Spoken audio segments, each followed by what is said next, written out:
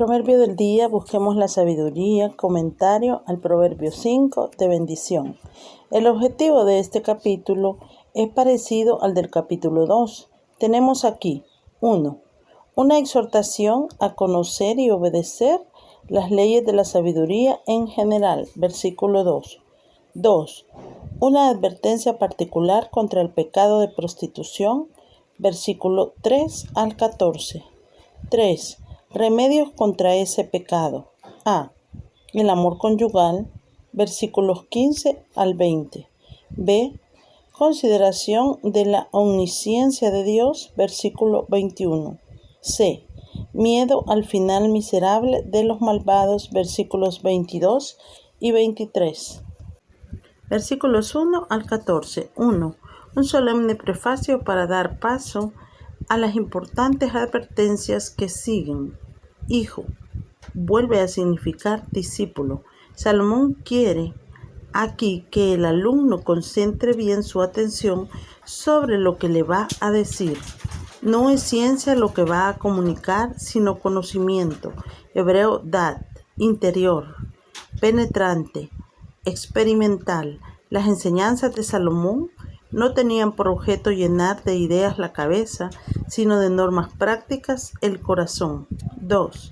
La advertencia misma es que el alumno, todo el que esto lea, se abstenga de la mujer extraña, es decir, ajena, como en 2:16. No se trata aquí por consiguiente del adúltero espiritual o idolatría, sino del adúltero carnal. Bajo la metáfora de miel, versículo 3, se expresan las palabras seductoras de la mala mujer.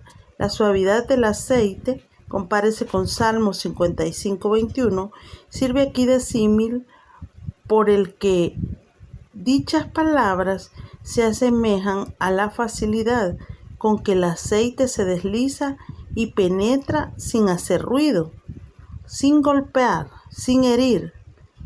Pero véase el contraste, versículo 4, su final es amargo como el ajenjo, aguzado como espada de dos filos.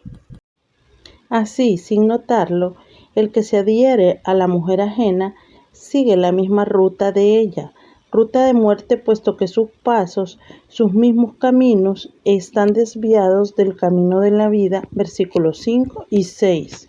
Nótese que todos los su o sus de los versículos 3 al 6 son femeninos de ella. En el hebreo, consideremos pues cuán falsos y engañosos son todos los encantos, los atractivos, las palabras seductoras de la adúltera. Es probable que en lugar de se percate, versículo 6, haya de leerse te percates, siendo la forma del verbo igual para ambas personas, lo cual cuadra mejor con el contexto.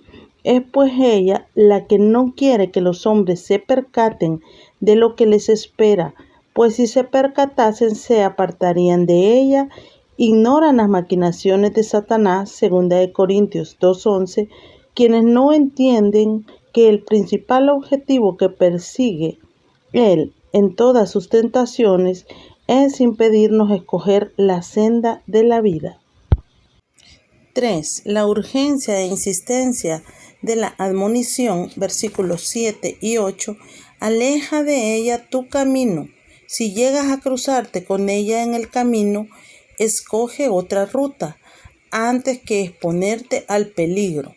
No te acerques a la puerta de su casa, camina por el otro lado de la calle, mejor aún, vete por otra calle, aunque tengas que dar un rodeo. Tal es la yesca que nuestra corrompida naturaleza contiene, que es una locura, bajo cualquier pretexto, ponerse cerca del fuego. La palabra que traducimos por honor, versículo 9, suele significar esplendor o majestad, pero también vigor, Daniel 10:8.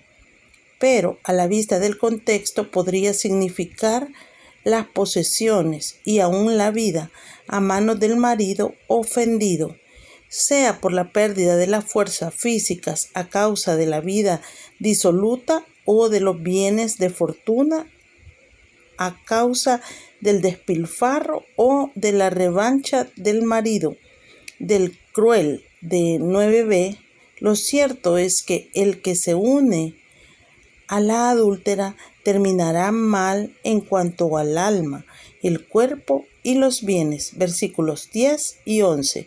Gemirá al final cuando ya no tenga remedio. 4. Arrepentimiento tardío, versículos 12 al 14. Salomón presenta al pecador convicto, reprochándose a sí mismo por haber desoído los consejos que se le habían dado. Versículo 12. No puede menos que confesar que sus padres y los emisarios de Dios le habían instruido y enseñado convenientemente. Versículo 13. El versículo 14 ha de entenderse a la luz de Deuteronomio 22:22.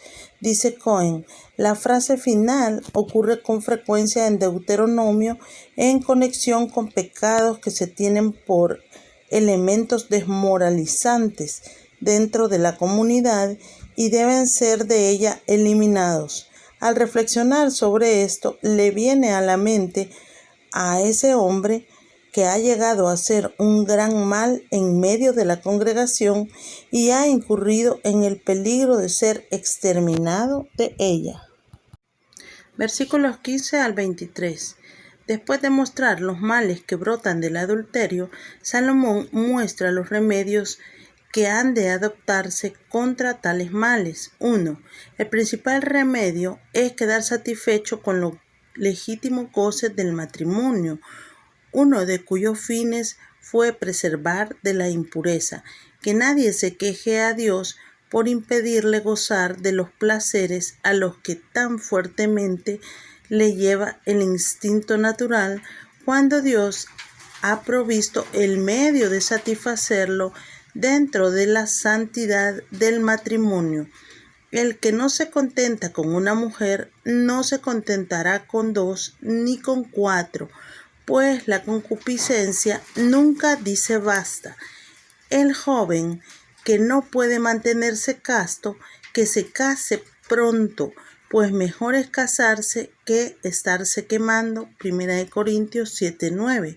Compárese versículo 15 con Cantares 4:15 para mejor entenderlo. En su esposa ha de hallar todo su deleite. Es suya no solo porque él la ha escogido y debe contentarse con la elección que hizo, sino también porque es la que la providencia divina destinó para él. El versículo 19 es como una explanación del versículo 15. El original hebreo dice sus pechos, donde la versión de la Reina Valera dice sus caricias. Los versículos 16 al 18 han sido mal traducidos y se ha corregido el texto original por no entenderlo. El 16 presenta los hijos abundantes jugando por las calles de la ciudad. Compárese con Jeremías 9:20 y con Zacarías 8:5, sin necesidad de añadir al texto negación o interrogación que no figuran en él. El versículo 17 se refiere a los mismos hijos, todos de legítimo matrimonio, no de dudosa paternidad. Para los extraños contigo, el manantial del versículo 18 es la propia esposa, fuente de los hijos, los cuales son bendición de Dios. 2. El segundo remedio es andar en la presencia de Dios. Versículo 21. Los caminos del hombre, todo cuanto piensa y hace, están ante los ojos de Yahvé. Dios los ve como son, con sus motivos, sus circunstancias y sus consecuencias. No solo los ve, sino que los pesa. Versículo 21b. Para dar a entender que conoce su verdadero valor, compárese con Daniel 5:27 y de acuerdo con ese valor emite su juicio sobre ellos. 3. Finalmente, un buen remedio contra el adulterio es prever a tiempo los males que acarrea, versículos 22 y 23. Los que se habitúan a este pecado se prometen a sí mismos impunidad, pero se engañan a sí mismos. No necesitan cárcel ni cadenas, pues bastarán sus propios pecados para retenerlos en prisión. Dice el Talmud: al principio, la mala inclinación es como una tela de araña, pero finalmente los hilos aumentan hasta convertirse en sogas de carretas.